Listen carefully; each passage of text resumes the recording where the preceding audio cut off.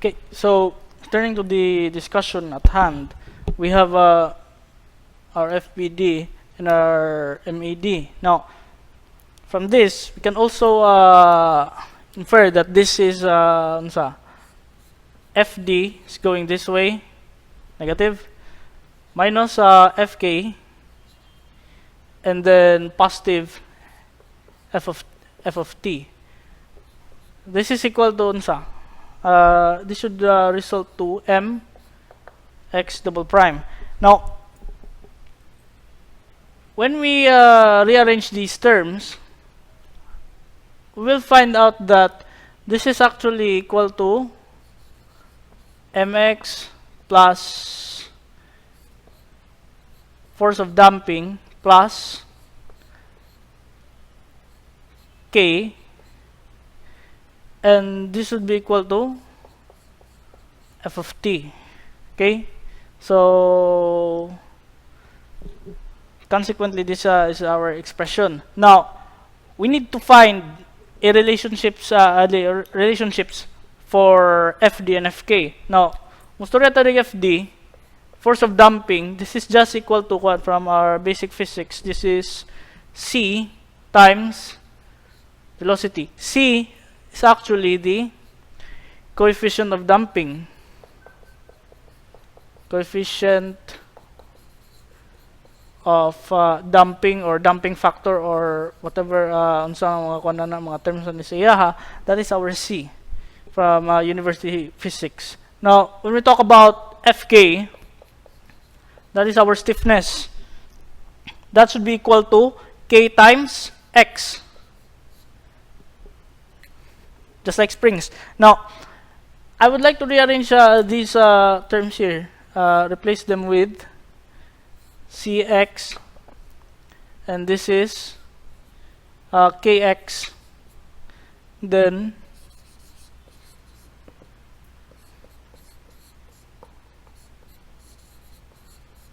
is equal to f of t.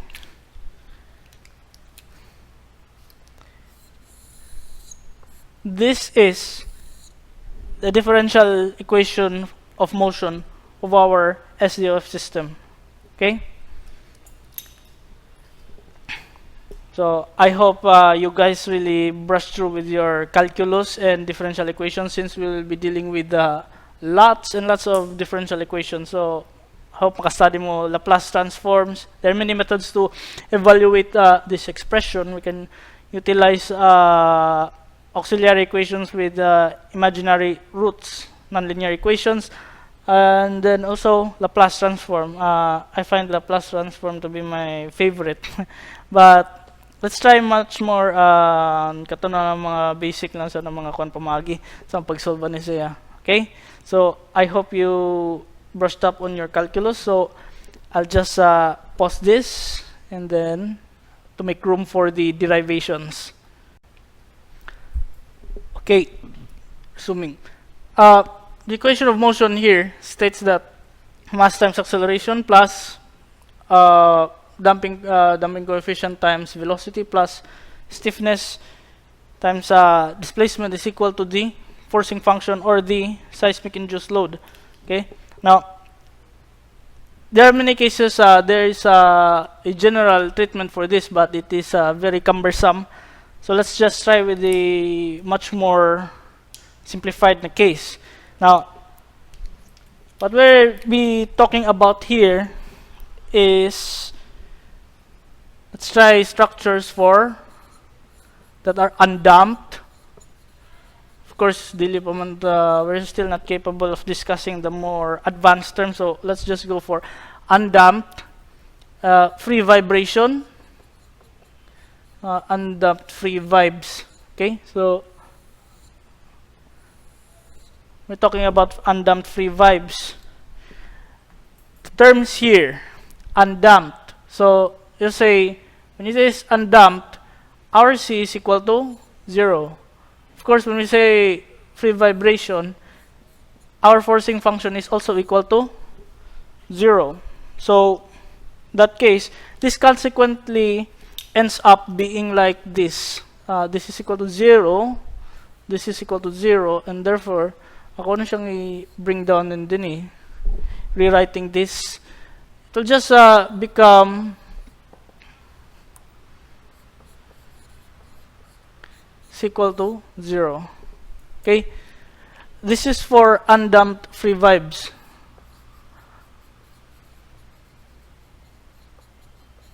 Free vibration.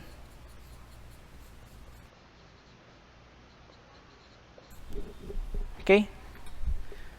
So, if you have any questions, just comment them on the video or on the post. Okay?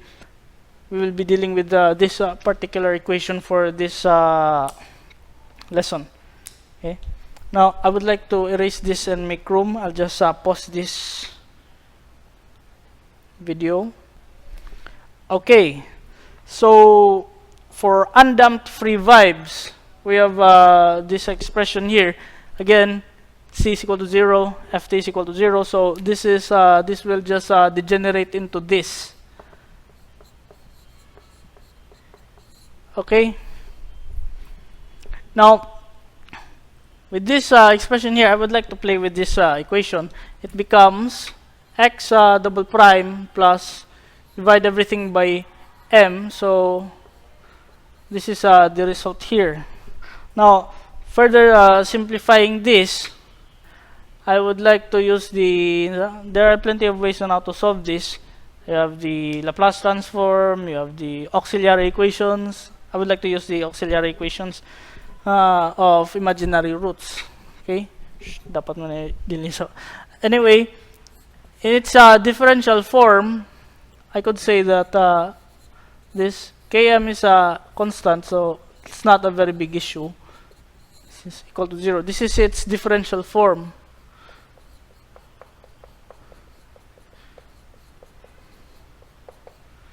Differential form. This is the differential form of our equation, and then its auxiliary equation counterpart, changing d to lambda is equal to k over m is equal to 0 rather.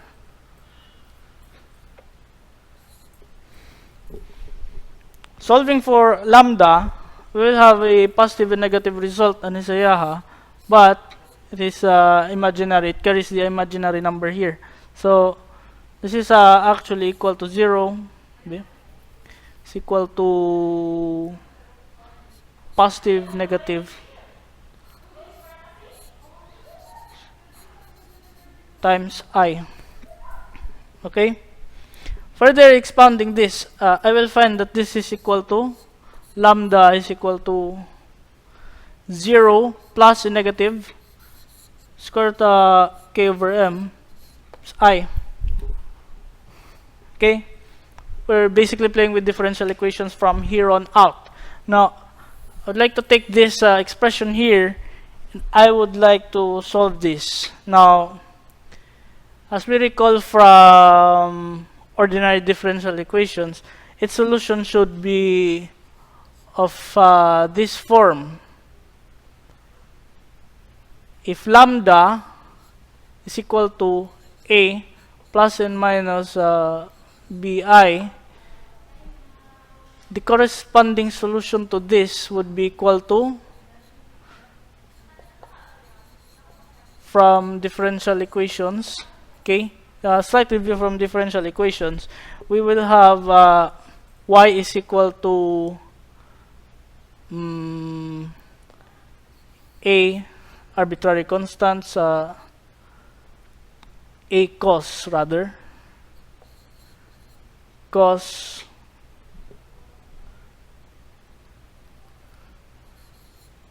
b of x plus b I sine bx. Okay? If you can recall that expression from ordinary differential equations. Now, ito siya awat-awat. Kini siya o gato. Diba? This case, a is equal to what? 0. This case, b is equal to square root of k over m. Okay? Now, if I were to try out analogy, this would easily come out as a cos square root of k over m, but this is a function of t. T is our indeterminate independent variable. So this is a bi sine, and this is a square root of k over m times t. This is our expression here. Now, a and b, these are actually arbitrary constants.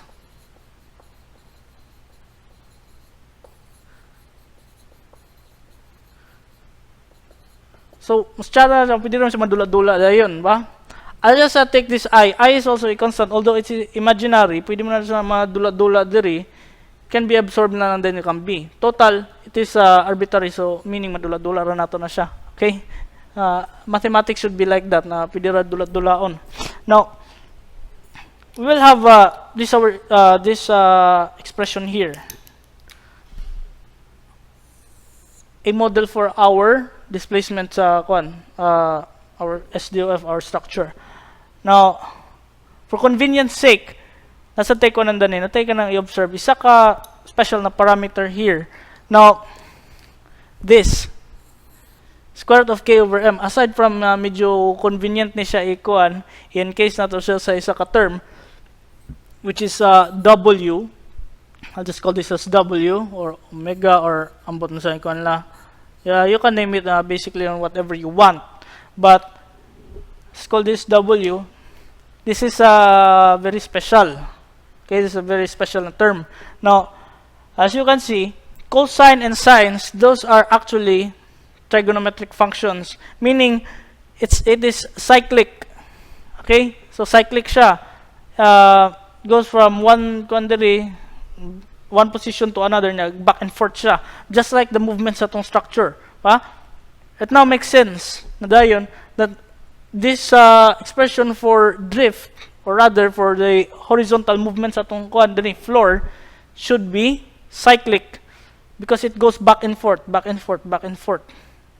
So, makita niyo why it is best modeled as trigonometric functions. Now, the thing is, with trigonometric functions, oscillate siya, mabalik siya sa yung current position, back and forth, back and forth.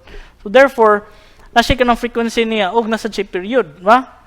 Okay, so, I would like to define W as our natural frequency sa itong structure.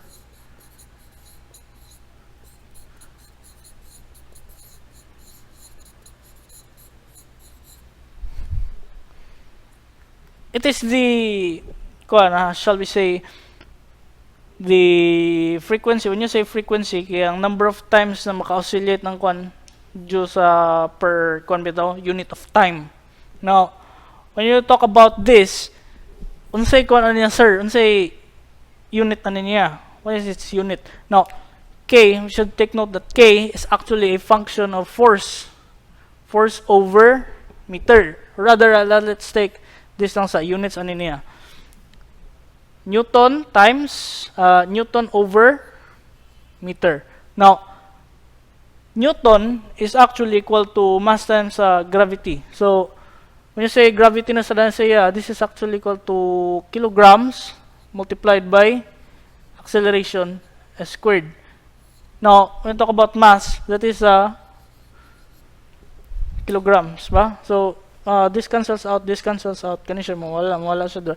Leaving us with just, na lang, 1 over squared. But we have to remember that all of this is encased within a radical sign. Now, kung radical sign siya diri, mawagi pa siya square root. Thus, our units will be 1 over s. When we talk about natural frequency sa structure, our units will be 1 over s, or short we can say hertz. Okay, muna siya yung unit. I know this is something not very wholly discussed ato sa civil engineering ba, personally sa ako ang encounter ng hertz last first na ako na-encounter na to sa physics. Now, comes kung nasa quietly evident na po din siya din when we talk about structural dynamics, hertz na po, magawas na po na siya din Okay? So, I hope this doesn't hurt sa inyo mag-study mo, okay? So, any questions, you can just comment them on the video or the post, and I will try to answer them to the best of my ability. Okay? I'll just cut this. Okay, so carry on where we left off sa itong na break. So we have the expression for displacement as xt is equal to a cosine wt plus b sine wt. Okay, so dilagay siya kuan nga ni karon. Now, this is, although the differential equation has been solved, but we still yet to evaluate what is a and b, the arbitrary constants in the expression. Now, so in a case, I would like to set some boundary initial conditions here. Now, when we talk about initial conditions,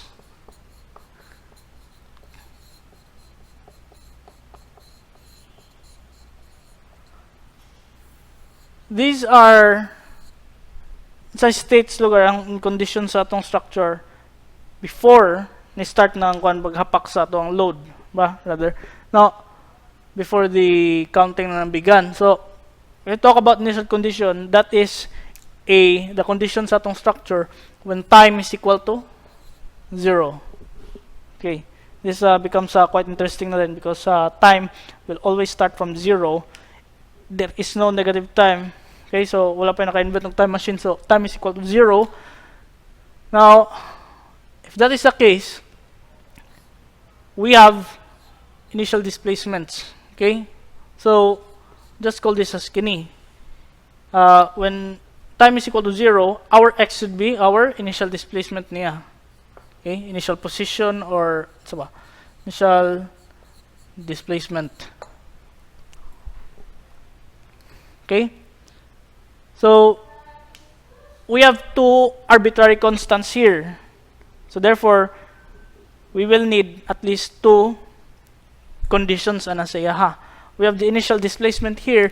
Also, we should have the initial velocity. Can be 0 or unsa ba, as long as natin mga initial conditions ana sa iya para ma-define nato what is A and B.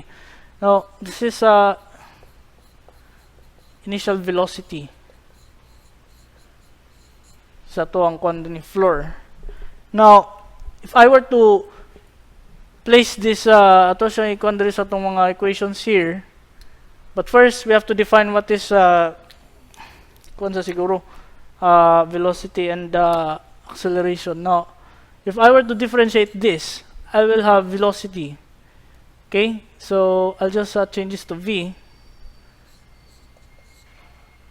is equal to the derivative of this, which is equal to negative a w derivative of cosine, that is sine, negative siya, but then we'll just carry it over, and the derivative of sine is equal to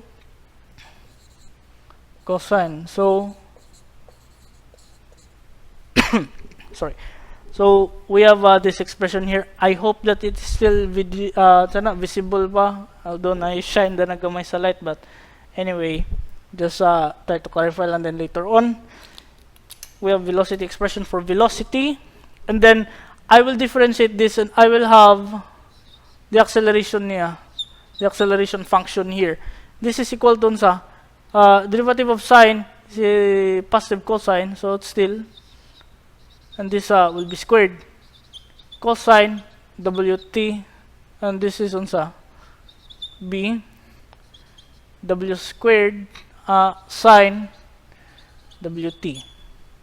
Okay, so we have something that looks like this. Okay, now applying the initial conditions to ang problem here, we can now solve for a and b. Now, a when x is equal to, when t is equal to 0 rather, our x0 is equal to xo, ba? So, x initial a, this is cosine 0 plus b sine 0. Okay, so we have the following expressions here. Now, when sine 0 is equal to 0, cosine 0 is equal to 1. So therefore, we can just say that our arbitrary constant here, a, is equal to this.